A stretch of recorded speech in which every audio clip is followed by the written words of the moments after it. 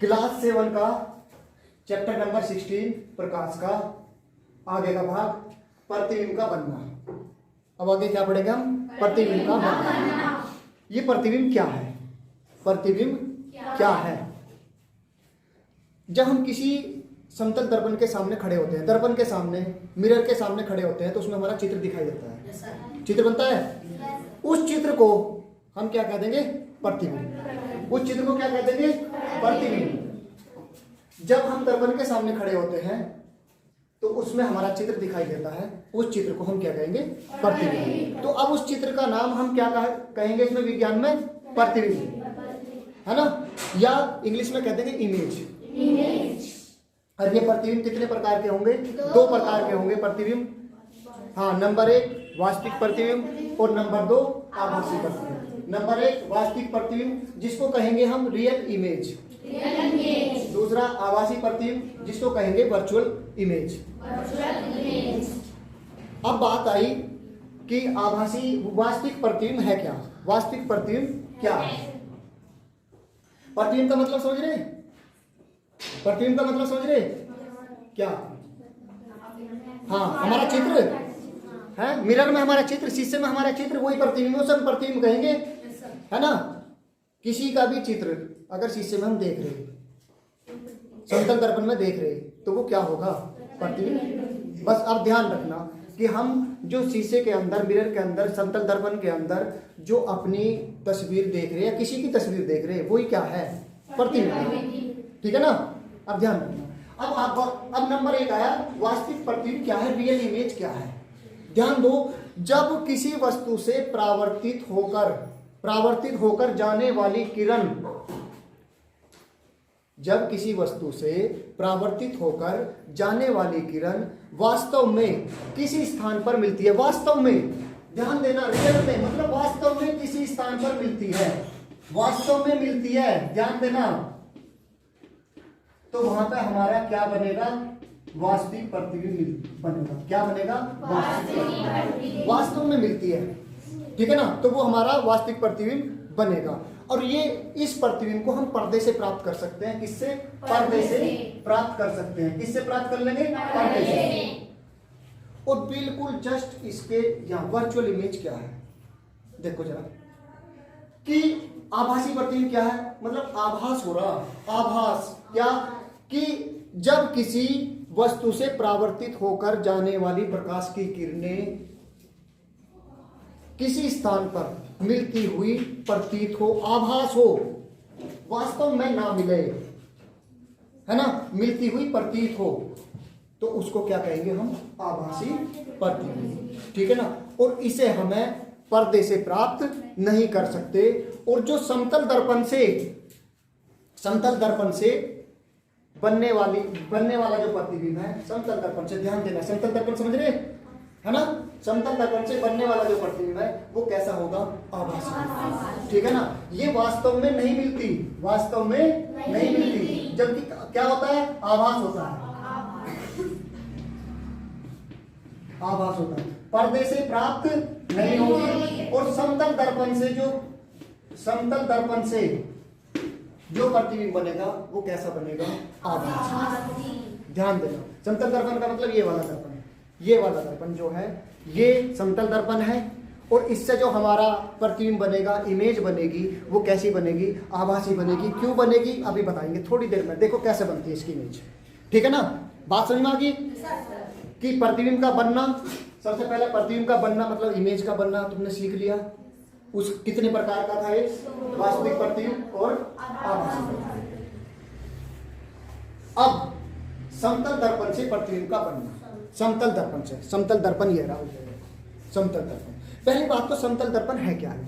समतल दर्पण ऐसा दर्पण जिसकी परावर्तक सतह समतल हो। देखो परावर्तक सतह, अब ये बताओ, प्रकाश हम इधर डालते हैं या इधर डालते हैं? इधर है ना? यही तो इमेज बनती है, यही तो प्रतिबिंब बनता है। यो इसकी परावर्तक सतह है। कौन सी सतह है? यो परावर्तक सतह, ये वाली। तो इस पर जिस दर्पण की सतह, परावर्तक सतह कैसी हो? समतल हो, तो उस दर्पण को हम क्या कहेंगे? समतल दर्पण। क्लियर है? समतल दर्पण कहेंगे। अब इससे प्रतिबिंब कैसे बनता है, चित्र कैसे बनता है, हमारी तस्वीर कैसी बनती है, इमेज कैसी बनती है, उसके बारे में जरा समझो। देखो ये हमारे पास क्या है, समतल दर्पण। मतलब ये हमारे पास यहाँ पे है, यो है ना, ये रहा। अब कोई वस्तु यहाँ पे है, ये रख रखी मैंने, कोई वस्तु रख दी, क्लियर बात। अब इसका प्रतिबिंब यहाँ पे बनेगा, कैसे बनेगा, देखो एक किरण, आपतित किरण ये गई भैया यहाँ पे जाके मिली, टकरा गई इस शीशे से, इस समतल दर्पण से टकरा गई। यहाँ पे हम अंदर की बात नहीं कर रहे हैं, टकराएंगे, एक और यहाँ पे गई, एक यहाँ एक यहाँ, और परावर्तित होकर ये वाली तो ये आ गई वापस, और ये वाली टकरा कर ये वापस आ गई। अब बात है कि ये मिली कहाँ। अगर हम लाइनों को पीछे मिलाते हैं तो पीछे जाके यहाँ पे जाके मिलती है ये, और मिलती भी आभास होता है, हमें वास्तव में नहीं मिल रही, हमें आभास हो रहा कि ये दोनों लाइन यहाँ पे जाके मिल रही, और यहाँ पे इसका प्रतिबिंब बनेगा। इसका मतलब क्या है, यहाँ पे प्रतिबिंब बना, आभास हुआ मिलने का, मिली नहीं, मिलने का आभास हुआ और प्रतिबिंब बना पीछे। पीछे का मतलब अगर हम किसी समतल दर्पण के सामने हम खड़े ना, तो जो हमारा चित्र है, जो हमारी इमेज बनेगी, वो शीशे के ऊपर नहीं बनेगी और उसके पीछे अंदर बनेगी, अंदर। आज देखना जाके अपने आप को देखना, अगर मैं शीशे से इतनी दूर खड़ा ना, तो हमारी तस्वीर इतनी दूर पीछे अंदर शीशे में बनेगी, ध्यान देना। तो वो आभासी बनती है, आभासी। तो समतल दर्पण से कैसा प्रतिबिंब बनेगा, आभासी, क्योंकि हमें आभास होता है, वास्तविक नहीं। कैसी बनती है, आभासी। अब और एक बात और समझो, बात आई है समझ में आ गई। अब समझो अगर हम शीशे के सामने खड़े, समतल दर्पण के सामने खड़े, तो हमारा चित्र सीधा बनेगा या उल्टा बनेगा, सीधा है ना। सबसे पहला काम आभासी बनेगा, समतल दर्पण द्वारा बना प्रतिबिंब आभासी होगा। कैसा होगा, आभासी, ठीक है। सीधा बनेगा, इसमें तो कोई दिक्कत नहीं है, सबको पता सीधा बनेगा। चाहो तो इसमें देख लो, अपने आप को इसमें देख लो, बिल्कुल सीधा बनेगा, है ना। ऐसा तो नहीं है कि ऐसे उल्टा होकर बने, नहीं, सीधा बनेगा ना, आभासी बनेगा, सीधा बनेगा। और कितना बड़ा बनेगा, जितनी वस्तु है, जितनी सामने वस्तु रखी उतना ही बड़ा बनेगा, मतलब वस्तु के बराबर बनेगा, वस्तु के बराबर, वस्तु के बराबर बनेगा।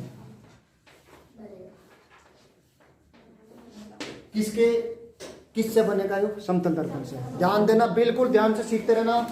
पर्सन जब इसके आंगिक पर्सन है, आंगिक पर्सन क्या पर्सन है, अभ्यास पर्सन, इस चैप्टर के इसमें लिखा होगा कि समतल दर्पण द्वारा बना प्रतिबिंब कैसा होगा। तो तुम बताओगे आभासी, सीधा और वस्तु के बराबर, आभासी, सीधा और वस्तु के बराबर। अब इसकी कुछ विशेष बात है दर्पण की, इनके बारे में जरा सुनो कि अगर हमें ये जो प्रतिबिंब बनेगा वो कितनी दूर बनेगा दर्पण में, ध्यान देना। हम वस्तु या हम कुछ भी मान लो, दर्पण से जितनी दूर है उतनी ही दूर वो दर्पण के अंदर बनेगा प्रतिबिंब। अगर हम 1 मीटर दर्पण से 1 मीटर की दूरी पर हम खड़े हैं तो हमारा प्रतिबिंब दर्पण के अंदर 1 मीटर पीछे बनेगा, ध्यान देना। 2 फुट दूर खड़े हैं तो 2 फुट अंदर बनेगा, ध्यान देना, पहली बात। दूसरी बात यह है, अगर मैं किसी दर्पण को थीटा कोण पर झुका दूं, जैसे अब तो बिल्कुल सीधा है, ये दीवार पर लगा हुआ है ऐसे, इस तरीके से लग रहा। अगर मैं कुछ एंगल इसे ऐसे झुका दूं तो जो हमारा चित्र है, जो हमारा प्रतिबिंब बनेगा वो दुगने कोण पर झुक जाएगा। अगर मैंने 30 डिग्री पर प्रतिबिंब झुका दिया, यो समतल दर्पण झुका दिया 30 डिग्री पर, तो हमारा प्रतिबिंब कितने पे झुक जाएगा, 60, ठीक है ना। अगर हम थीटा कोण पर झुका रहे हैं, कितने पर झुका रहे, थीटा पर, तो हमारा जो प्रतिबिंब है वो 2 थीटा कोण पर झुक जाएगा। दूसरी बात, अगर हम प्रतिबिंब के सामने v वेग से, v चाल से चल रहे, प्रतिबिंब के सामने चल रहे, कितनी चाल से? v चाल से। तो हमारा प्रतिबिंब दुगनी चाल से दिखाई देगा चलता हुआ, 2v से, है ना। अगर हम 5 मीटर प्रति सेकंड चल रहे या 5 मीटर आधे मिनट में चल रहे हैं, तो वो कितना दिखाई देगा चलता हुआ? 10। कितना दिखाई देगा? 10। क्लियर है बात? जो किसकी बात बता रहे हैं हम? समतल दर्पण की बता रहे हैं, समतल दर्पण की बता रहे हैं, ठीक है ना। अब अगर हमें दर्पण में, समतल दर्पण में अपना पूरा शरीर देखना है भैया, हमें तो अपने घर में एक दर्पण लाना, शीशा लगाना और इतना बड़ा शीशा लाना कि भैया हमारा पूरा शरीर उसमें दिखाई देना चाहिए। तो हम कितनी लंबाई का दर्पण लेके आए जिसमें हमारा पूरा शरीर दिखाई दे जाए? तो ध्यान देना, जितनी हमारी लंबाई है उससे आधी लंबाई का शीशा लिया हो। अगर हमारी लंबाई 6 फीट है तो हमें शीशा कितना फीट चाहिए? 3 फीट। 3 फीट के शीशे में हमारी पूरा प्रतिबिंब दिखाई दे जाएगा। ध्यान देना। हाँ ठीक है ना। तो हाँ 6 फीट के में 3 फीट का शीशा लाना पड़ेगा हमें, ठीक। समतल दर्पण, क्लियर हुई बात? अच्छा, अब समतल दर्पण में एक चीज का और का प्रयोग होता है। समतल दर्पण में जो पेरिस्कोप का जो शीशा है वो कितने एंगल पर झुका होगा? कितने एंगल पर झुका होगा? 45 पे, है ना। पेरिस्कोप में मैंने तुम्हें बताया था, पेरिस्कोप में कौन सा दर्पण होगा? समतल दर्पण। पेरिस्कोप में कौन सा दर्पण होगा? तो ये कितने एंगल पर झुक रहा? ध्यान देना, ये मैंने कल बताया था तुम्हें, है ना। कल बताया था कि समतल दर्पण जो है पेरिस्कोप में कितने डिग्री पे झुका होता है? 45। बस कि ये समतल दर्पण के बारे में बता दिया, समझ में आ गया होगा तुम्हें, ठीक है बच्चों। अब हम चलते हैं, एक नया नाम आता है पार्श्व परिवर्तन। पार्श्व परिवर्तन, इसे इंग्लिश में कहते हैं लेटरल इन्वर्जन। ये क्या होता है भैया, इसके बारे में सुन लो। पार्श्व परिवर्तन, ध्यान से सुनते रहना। दर्पण में तुमने ये देखा होगा कि अगर हम अपना बायां हाथ दर्पण में इस तरीके से हिला रहे तो हमें ऐसा लग रहा कि जैसे हमारा दायां हाथ है ना। और इसी चीज को हम क्या कहेंगे? पार्श्व परिवर्तन, है ना। हिला कौन से रहे? बायां हाथ, लेफ्ट हैंड, और हमें महसूस कैसा हो रहा कि ये राइट है, ऐसी है ना, ऐसी है। तो ये चीज हमारी क्या कहलाएगी? पार्श्व परिवर्तन। क्या कहलाएगी? पार्श्व परिवर्तन। अब देखो, जैसे ये हमारा मिरर है, समतल दर्पण है, इसके सामने हमने रेड लिखा तो हमें दर्पण में वो ऐसा दिखाई देगा। हाँ ऐसा दिखाई देगा ना, ऐसा दिखाई देगा। अच्छा, तो ये क्या है? ये किस कारण होगा? ये क्या कहलाएगा? पार्श्व परिवर्तन। पार्श्व परिवर्तन, ठीक। कुछ लेटर हमें उल्टे इस तरीके से दिखाई देते हैं। अब एम्बुलेंस, कभी तो जब तुमने एम्बुलेंस जाते हुए देखा होगा, आते हुए देखा होगा, तो उसमें उल्टा लिखा रहा है एम्बुलेंस। क्यों लिखा रहता है भैया? ऐसा लिखा होगा इस तरीके से, है। क्यों?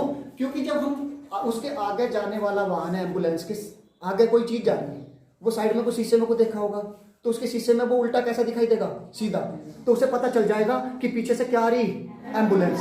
अगर वो सीधा लिख देना एम्बुलेंस के ऊपर, तो वो उसमें क्या दिखाई देगा? उल्टा दिखाई देगा। तो पढ़ नहीं पाने का, उसे दिखाई नहीं देने का पीछे से कौन आ रहा है।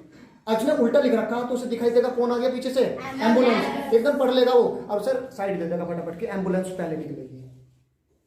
क्लियर हुई बात? और अंग्रेजी के कुछ लेटर्स ऐसे हैं जिन पर पार्श्व परिवर्तन का कोई प्रभाव नहीं पड़ेगा। वे हैं 11 लेटर। कौन से 11 लेटर?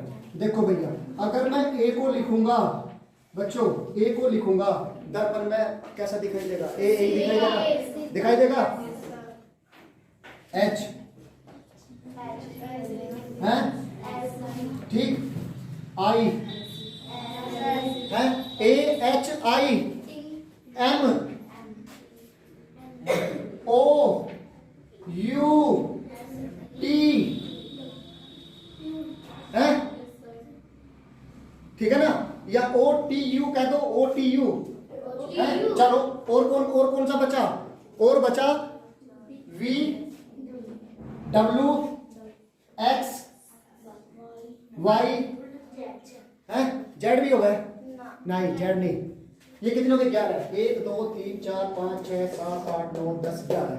इस पर पार्श्व परिवर्तन का कोई प्रभाव नहीं पड़ेगा, ये जैसे हैं ऐसे ही समतल दर्पण में हमें दिखाई देंगे। तो हमारा पार्श्व परिवर्तन क्या हुआ बच्चों, पार्श्व परिवर्तन कि दर्पण में अगर हम बायां हाथ हिलाते हैं तो हमें दायां हाथ महसूस होता है, दिखाई देता है, तो इसको हम क्या कहेंगे, पार्श्व परिवर्तन। ठीक है ना, तो 11 लेटर्स ऐसे हैं जिस पर कोई प्रभाव नहीं पड़ेगा, ये दर्पण में भी ऐसे ही दिखाई देंगे। क्लियर हुई बात समझ में आई है?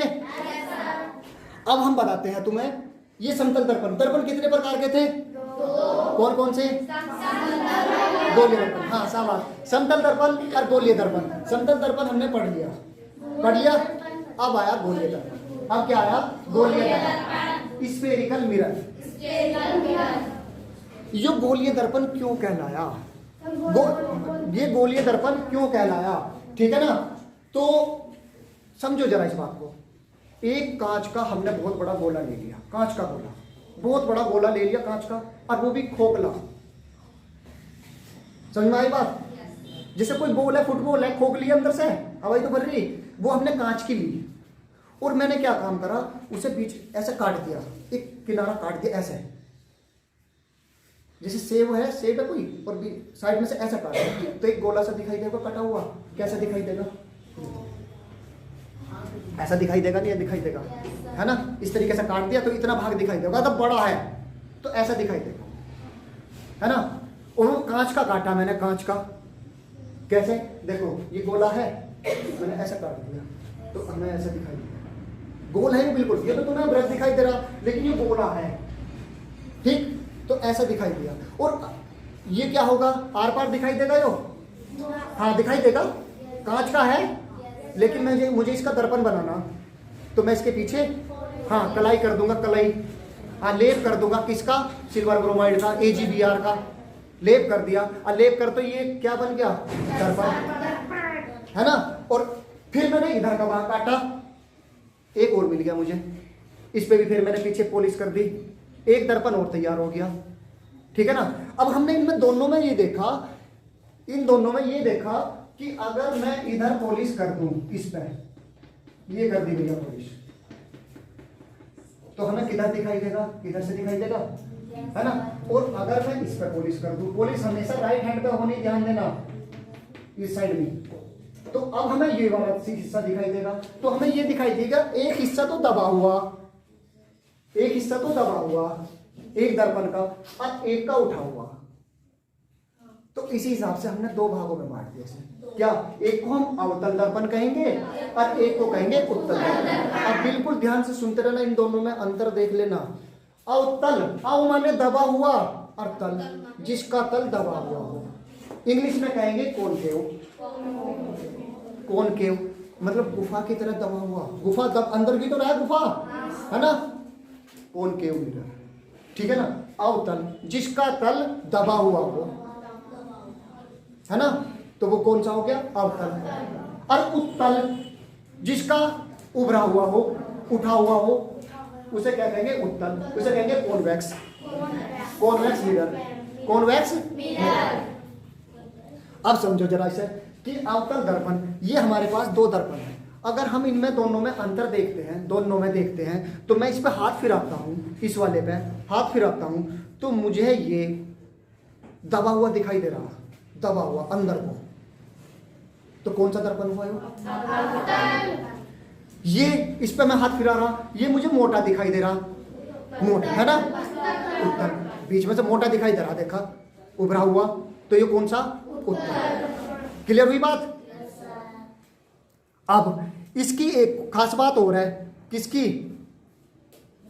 अवतल की, अवतल की खास बात और है इसमें, क्या कि भाई अगर मैं इसमें अपना चेहरा देख रहा, तो इसमें चेहरा बड़ा दिखाई दे रहा, चेहरा बड़ा दिखाई दे रहा, ठीक है ना, चेहरा इसमें बड़ा है, और इसमें इसमें छोटा दिखाई दे रहा, इसमें चेहरा छोटा दिखाई दे रहा। इसका मतलब क्या है कि ये जो दर्पण है, ये दर्पण क्या करता है, ये छोटी वस्तु को बड़ी करता है, छोटी को बड़ी, और ये वाला दर्पण बड़ी को छोटी, बड़ी को छोटी, ध्यान रहेगा। बड़ी को छोटी कौन सा कर रहा, बड़ी को छोटी उत्तल है ना, और अवतल छोटी को बड़ी। चलो अब इनमें, अब देखो मैंने कांच का एक गोला लिया, अब मैं इसे काट रहा हूं, काट कर मुझे ये मिल गया और मैंने इसके एक हिस्से पे कलई कर ली, तो एक मेरे पास मुझे एक दर्पण मिल गया, ये एक इतना वाला दर्पण मिल गया। इसे कहूंगा मैं, इस दर्पण को कह दूंगा M1 M2। क्या कह दिया मैंने? अच्छा, अब ये जो गोला है इसका एक केंद्र होगा O, इस गोले के केंद्र, ये गोले का केंद्र है O, ठीक है ना, ध्यान देना। अब ये कुछ बातें हैं, ये हैं, इनके बारे में जरा सुनो ध्यान से, कि साइंस में तुम्हारे प्रकाश में ये काम आने वाली है, लेंस में भी और इसमें भी, दर्पण में भी काम आने वाली है। तो ये क्या है इसे समझो। सबसे पहले वक्रता केंद्र, कि वक्रता केंद्र क्या है। वक्रता केंद्र, ध्यान देना, जिस गोले का ये दर्पण बना हुआ है उस गोले का केंद्र, उस गोले के केंद्र को ही इस दर्पण का वक्रता केंद्र कहते हैं। गोले के केंद्र को हुई इस दर्पण का वक्रता केंद्र कहते हैं। तो ये क्या है? ये वक्रता केंद्र है। ओ क्या है? ये ओ वक्रता केंद्र। क्लियर हुई बात ये, है ना। अब बात आई वक्रता त्रिज्या। अब बात आई वक्रता त्रिज्या। देखो बेटा, जो गोले की त्रिज्या है इसकी इस गोले की त्रिज्या को ही, इस गोले की त्रिज्या यहां से यहां तक की दूरी त्रिज्या, या यहां से यहां तक की दूरी त्रिज्या, यहां से यहां तक की दूरी त्रिज्या, या यहां से यहां तक की दूरी त्रिज्या। तो इस गोले की त्रिज्या जो है वो ही दर्पण की वक्रता त्रिज्या कहलाई जाएगी, ठीक है ना। और इससे हम किससे प्रदर्शित करेंगे? आर से। इसको कहेंगे आर से। देखो इसको ले लिया मैंने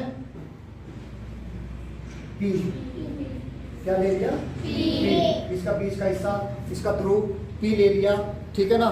तो और इसको ओ ना कह के तुम क्या कहो? सी कहो, सी कहो, वक्रता केंद्र सी। वक्रता, पहले तो ये वक्रता का क्या मतलब है? वक्रता का मतलब कारो, घुमाओ, ये घुमा हुआ है, नहीं है, हाँ। तो ये तो हो गया सी, केंद्र, तो सेंटर, है ना। अब ये पी जो हो गया, ये जो इसके बीचों बीच इसका जो ध्रुव है पी, ध्रुव, है ना। तो पी सी क्या हो गया? पी सी को क्या कहते हैं हम? आर, त्रिज्या। ये जो दूरी है ये इसकी क्या होगी? आर। अब ध्रुव क्या होगा कि इसका जो बीच वाला हिस्सा होगा, इस दर्पण का जो बीचों बीच होगा, ये बिंदु, ये बीच का, इसको हम क्या कह देंगे? ध्रुव, पी। ध्यान रख लेना। अब बीच बीच में आएगा कि इसका ध्रुव कहाँ है, इसका वक्रता केंद्र कहाँ है, इसकी त्रिज्या कौन सी है, ठीक है ना। अब हम गोले की नहीं कहेंगे, लेंस की, इसके दर्पण की कहेंगे फिर। अब नेक्स्ट मुख्य अक्ष। मुख्य अक्ष क्या है भैया? मुख्य अक्ष जो है, ये वाली जो लाइन है, ध्रुव से केंद्र को मिलाने वाली रेखा जो ये क्या होगी? मुख्य अक्ष, है ना। पीसी क्या होगी? मुख्य अक्ष। पीसी क्या होगी? पीसी जो दूरी पीसी है, जो दूरी पीसी है, ये क्या होगी? मुख्य अक्ष, है ना। दूरी पीसी क्या होगी? मुख्य अक्ष, है ना। और दर्पण M1 M2 कह देंगे हम। दर्पण को क्या कह देंगे? M1 M2। अब आई फोकस या मुख्य फोकस। इसको बहुत ध्यान से देखना, या तो फोकस या मुख्य फोकस, ध्यान देना। ये क्या है? त्रिज्या। इसका आधे, इसके बीच में आधा लो, ये जो बिंदु होगा यहां, ये क्या होगा? फोकस या मुख्य फोकस। मतलब किसका आधा होगा? वो त्रिज्या का। जिसका आधा होगा? वक्रता त्रिज्या का। वक्रता त्रिज्या का आधा जो होगा वो क्या होगा? फोकस। तो फोकस जो होगा वो त्रिज्या का आधा होगा। त्रिज्या कितनी? ये पीसी यहां से, इसका आधा यहां, तो इसका जो फोकस होगा वो यहां होगा।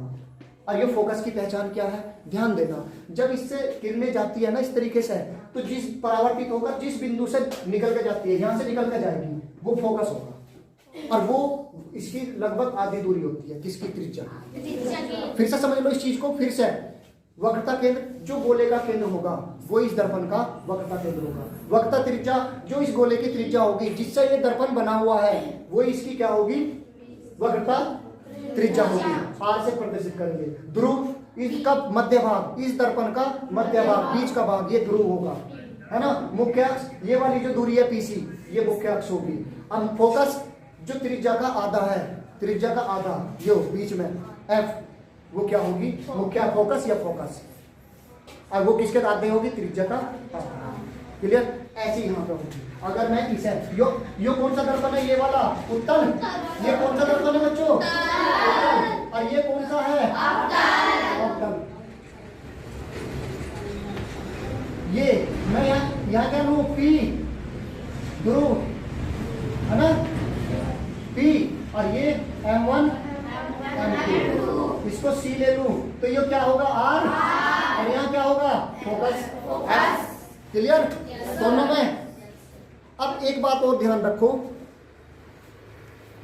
कि जो हमारा अवतल दर्पण है, अवतल ये वाला अवतल दर्पण जो है ये प्रकाश की किरणों को, जो इसके ऊपर प्रकाश की किरण आती है उनको एक बिंदु पर इकट्ठा करता है, इकट्ठा। तो जब इकट्ठा करता है तो इसे हम अभिसारी या कन्वर्जिंग लेंस मिरर भी कह देंगे, कन्वर्जिंग मिरर। अवतल दर्पण को क्या कह देंगे, कन्वर्जिंग। क्यों, क्योंकि ये सारी किरणों को इकट्ठा करता है।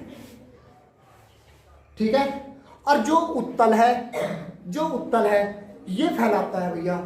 इसके ऊपर आगे बढ़ेंगी तो देखो उत्तल जो है यहाँ इधर को चला गई, यहाँ की इधर को, यहाँ की इधर को, और ये सारी यहाँ पे आकर इकट्ठी करती, एक किरण यहाँ पे करती है। कैसे, देखो प्रकाश की किरण आई, परावर्तन के पश्चात यहाँ को गई, यहाँ पर है, फिर यहाँ आई टकरा कर, फिर यहाँ से गई, यहाँ से गई टकरा कर, फिर यहाँ, फिर यहाँ से गई यहाँ, तो इकट्ठी कहाँ होगी आके, फोकस। तो इसने इकट्ठी करी उत्तल ने, और उत्तल ने क्या कर काम फैला दी, इधर को फैला देगा ऐसे, इधर को। ठीक। तो अब इनमें ध्यान हो गया, तुम्हारे याद हो गया कि इकट्ठी करने का काम कौन करता है ना, और फैलाने का काम कौन सा। अब इनके हम प्रयोग देखेंगे दोनों के, अवतल के उत्तल के, बहुत ध्यान से कि इनका यूज हम कहां कहां करते हैं। ये जो है ये मैंने अवतल लिया बच्चों, अवतल, अवतल दर्पण है हमारे पास में। ये सबसे पहला काम इसका, जो हमारा सोलर कुकर जो होता है, सोलर कुकर का मतलब होता है कि सूरज की किरणों को लेगा, इकट्ठा करेगा और उसको गर्म करेगा, और गर्म करने से हम क्या लेंगे, खाना बनाएंगे, यही तो होता है? तो ये कौन सा दर्पण करेगा, सोलर कुकर में कौन सा रहेगा, है अवतल। भाई यही तो किरणों को इकट्ठा करतेगा, जब भी तो गर्मी होगी। दूसरी बात, एक होता है हमारे पास टॉर्च, बैटरी। ये टॉर्च देखी तुमने, देखो ये टॉर्च है, इसको मत समझना ये तो शीशा लगा हुआ है जिससे धूल वूल कुछ ना जाए अंदर। ऊपर देखो, अंदर देखो, अंदर एक पीछे वाला हिस्सा देखो, गड्ढा बन रहा, गड्ढा, उसके पीछे कोई दर्पण लगा हुआ, हाँ है। वो क्या काम करता है, वो क्या करेगा, देखो प्रकाश को, हाँ। तो टॉर्च में कौन सा होगा, हाँ अवतल। टॉर्च में कौन सा होगा, अवतल। प्रकाश को इकट्ठा करके फेंकेगा बाहर, है ना। अच्छा, और जो हेडलाइट है गाड़ियों की, जो सड़क पर प्रकाश पड़ता है जिससे रात को जलाते हैं जिन्हें, है ना, उसमें कौन सा होगा, अवतल। उसमें कौन सा होगा, अवतल। दूसरी बात, ये इसका एक चीज हो रहा है, मैं जब अवतल दर्पण को देखता हूं तो ये बड़ा कर देता है प्रतिबिंब को, छोटे प्रतिबिंब को क्या कर देगा, छोटे प्रतिबिंब को क्या कर देगा, बड़ा कर देगा। तो जहां हमें बड़ा करना हो तो वहां भी तो इसका यूज करेंगे हम। और बड़ा कहाँ करते हैं, जैसे डॉक्टर होते हैं, डॉक्टर दांत देखते हैं, अंदर को एक वो डालते हैं लेंस, अंदर लेंस, मुंह खुलवाते हैं, लेंस देखते हैं, तो वहां हमें बड़ा देखना पड़ता है ना, मुंह के अंदर इस दांत में क्या दिक्कत है, तो कौन सा दर्पण का प्रयोग करेंगे, और आंख कान नाक का जो डॉक्टर है, ENT बोलते हैं उसे, वो डॉक्टर भी आंख के अंदर देखेगा या कान के अंदर देखेगा, नाक के अंदर देखेगा, तो उसे वो छोटी चीज को बड़ी करने की कोशिश करेगा, बड़ी को छोटी करने की, छोटी को बड़ी, है ना। तो कौन से दर्पण का प्रयोग करेंगे? क्लियर होगी बात? कहाँ कहाँ इसका प्रयोग है। अब बात आई उत्तल की। ये क्या काम करता है? ये बड़े को छोटा करता है, ज्यादा जगह को थोड़ी जगह में दिखाने की कोशिश करता है। तो जो हमारी गाड़ियों के हेडलाइट है, वो साइड मिरर है, साइडों में शीशे नहीं लगे होते, पीछे की चीज देखते, पीछे की है, तो पीछे का हमें बहुत सारा एरिया देखना पड़ता है, और सारे एरिया को हम कहाँ देखेंगे? इसमें। तो उसमें कौन सा लेंस प्रयोग करेंगे? कौन सा दर्पण प्रयोग करेंगे? उत्तल। तो जो गाड़ियों की साइड मिरर है, गाड़ियों का साइड मिरर, उसमें हम कौन सा करेंगे? उत्तल। और एक जगह और करते हैं इसका प्रयोग, उत्तल का। उत्तल का ध्यान रखना, साइड मिरर में केवल हुआ अभी तक, है ना। साइड मिरर समझ रहे बच्चों? जैसे बाइक में शीशा नहीं लगाता पीछे की चीज देखने के लिए, उत्तल। एक जो सड़कों पर रात को लाइट जला देते हैं, सड़कों पे इस तरीके से ऐसी होती है ना लाइट, इधर को भी इधर को भी ऐसी होती है ना, उसमें कौन सा दर्पण हम लगाएंगे? उसमें भी तो भैया उसमें भी क्या काम करेंगे हम? फैलाने का काम। भाई रोशनी फैलनी चाहिए ना, है ना, रोशनी फैलनी चाहिए, और फैलाने का काम कौन सा कर रहा है ना? तो उत्तर। तो एक तो वो जो स्ट्रीट लाइट है, सड़क वाली लाइट जो है, सड़क वाली जो लाइट है उसमें, और साइड मिरर में उत्तल, और बाकी जितनी भी चीज बताई है ना उसमें आप लेंस का प्रयोग करेंगे। तो बात क्लियर हुई नहीं हुई? अब कुछ चीजें ऐसी भी होती हैं सैलून में, कि सर सैलून में बताओ, सैलून मतलब जहाँ बाल काटने की दुकानें जो होती हैं उनमें भी जो सामने आगे और पीछे लगे हुए हैं, उनमें तो समतल दर्पण लग रहे हैं, समतल, जिसमें हम अपना चेहरा देखते हैं। तो कभी कभी वे जो सैलून वाले हैं वे लाते हैं एक शीशा उतार के और पीछे लगाते, देखो जी जरा कि तुम्हारे बाल पीछे से ठीक कटे नहीं कटे, जो भी है, या दाढ़ी बनाने के लिए चेहरा बड़ा दिखे थोड़ा सा, है ना, तो उसमें कौन सा करेंगे? बड़ा दिखाने के लिए, बड़ा दिखाने के लिए आउटर। बहुत बढ़िया, शाबाश। तो इस तरीके से ये चैप्टर तुम्हारा खत्म हो गया, ठीक है ना। तो पता चल गया होगा तुम्हें अवतल का प्रयोग कहाँ करेंगे, उत्तल का प्रयोग कहाँ करेंगे, ठीक। अब इसके तुम्हें अभ्यास प्रश्न करने, तो ये